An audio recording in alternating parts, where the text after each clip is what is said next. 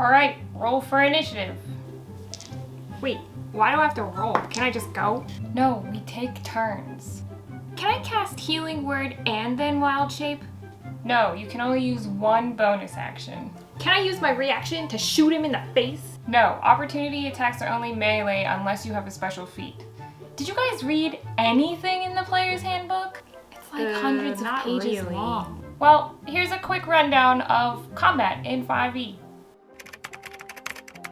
Let's go over the order of combat. First, your DM will ask you to roll initiative. So you will roll a d20 and you will add your initiative bonus. If there's a tie, the person with the highest initiative should go first. Once everybody rolls, that will be the turn order. Together, all of the turns equals 1 round of combat. 1 round of combat is 6 seconds of time. That means even if your druid is taking 10 minutes to figure out what spell she wants cast, her turn only happened within those 6 seconds. Before anybody takes a turn, the DM's going to let you know if this is a surprise round either for you or the enemy. If your party surprised the enemies, your entire party gets to go before any of the enemies get to. And vice versa, if the enemy surprised you, then the enemy gets to take their turn before anybody in the party does. Once the surprise round is finished, then we continue to a normal turn. Every round, everyone gets 1 turn and 1 reaction. You'll gain your reaction back at the start of your next turn. Legendary monsters are special, and we won't be covering them in this episode. A reaction is triggered by something. For instance, if an enemy casts a spell, your wizard could react to that spell by casting Counterspell. They won't be able to take another reaction until their next turn. Only certain abilities, feats, and spells are available to use as a reaction and are appropriately labeled as such. Most reactions are going to be opportunity attacks. An opportunity attack occurs when 2 opposing forces move away from each other. In other words, if a monster moves away from you, you can hit him with an opportunity attack. An opportunity attack is always a melee attack. That is, unless you take a special feat or trait. Be aware that enemies can also do the same to you. So if you move away from an enemy, they can get an attack of opportunity.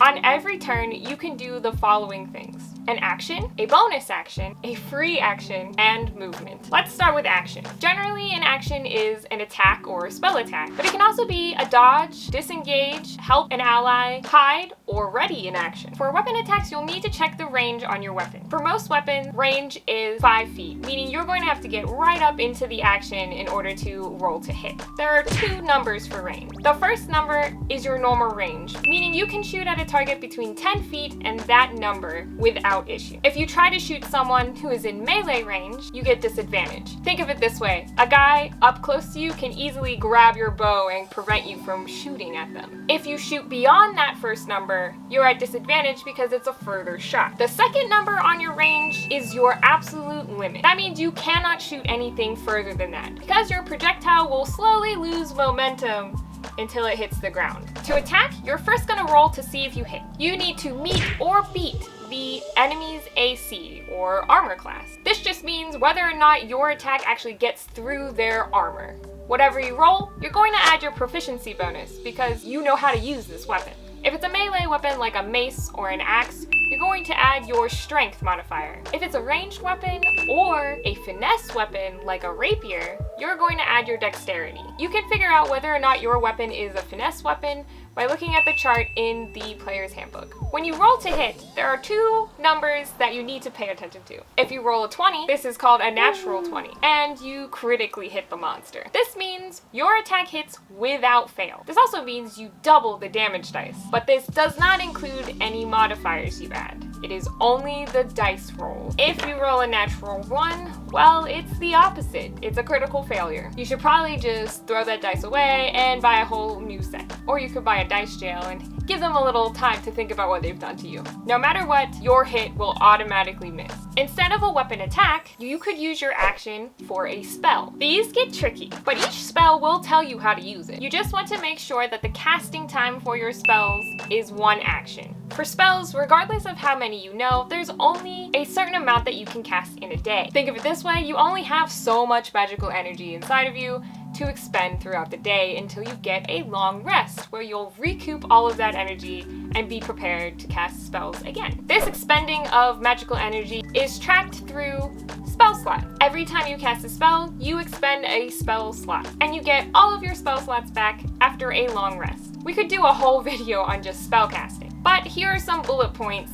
A spell can be an action or a bonus action. Some will ask you to make a ranged spell attack or a melee spell attack. Essentially, you'd roll your d20 just like you would for a weapon, and you would add your spell attack bonus, which is found on your character sheet or in your journal. Some spells require concentration. This means you need to continuously focus on them to maintain that spell. If you get hit while concentrating on a spell, you'll need to make a Constitution save to see if you are able to maintain concentration.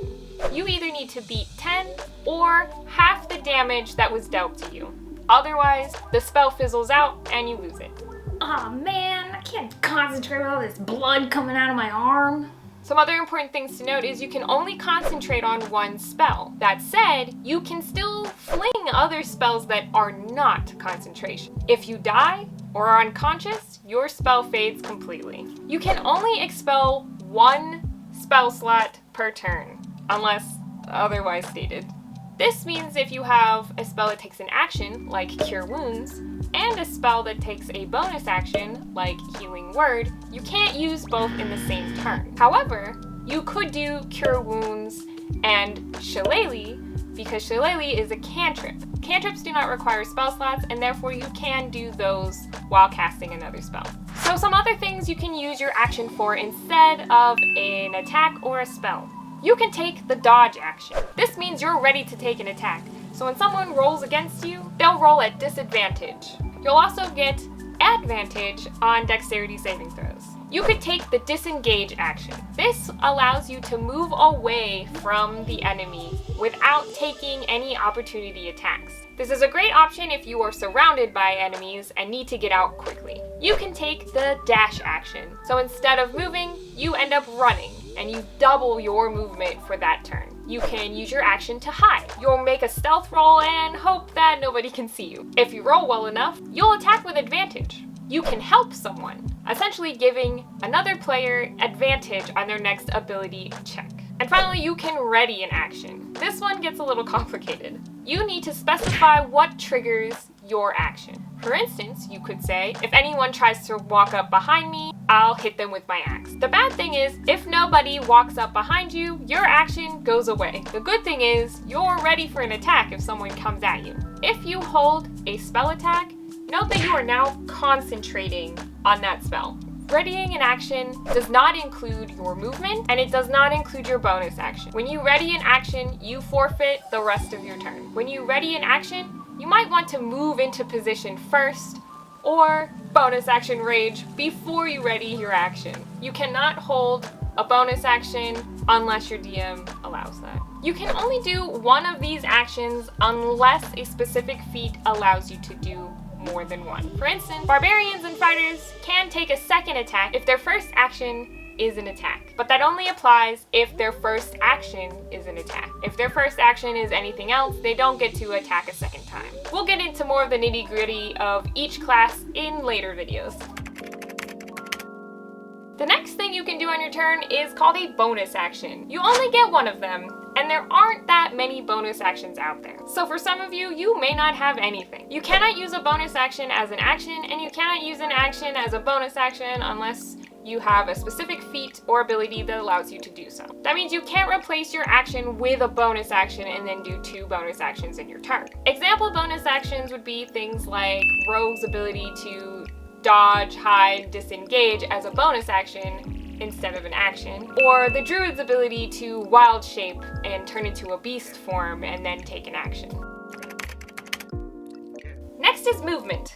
Everyone has a movement amount on their sheet. This is the amount of movement that you can use on your turn. Note, you don't have to use your entire movement in one go. You can split your movement up throughout your turn. For instance, you can walk up 5 feet, smack a guy, and then walk away. Of course, be careful of walking away from enemies because you might get that attack of opportunity. You can move around and through friendly creatures because they'll move aside and let you through. But you can't move through enemy lines because they're going to try to stop you and smack you in the face. If you get knocked down, you are considered prone, and you have to use half your movement to stand up. Otherwise, if you decide to crawl your way to victory, every bit of movement will cost an extra foot.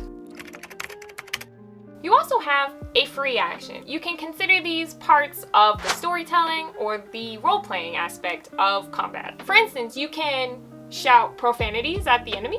Your mother was a hamster. You can hand an item to another player, or grab an item off of a table. You can fish something out of your pocket, pull out a weapon, or drop a weapon. You can stuff food into your mouth. You can open a door. Haha! If it's not locked. God damn it. You can even throw a lever. Your DM will decide whether or not you need to roll for the action that you are asking for. If you end up needing to roll, then it will take your action to do so.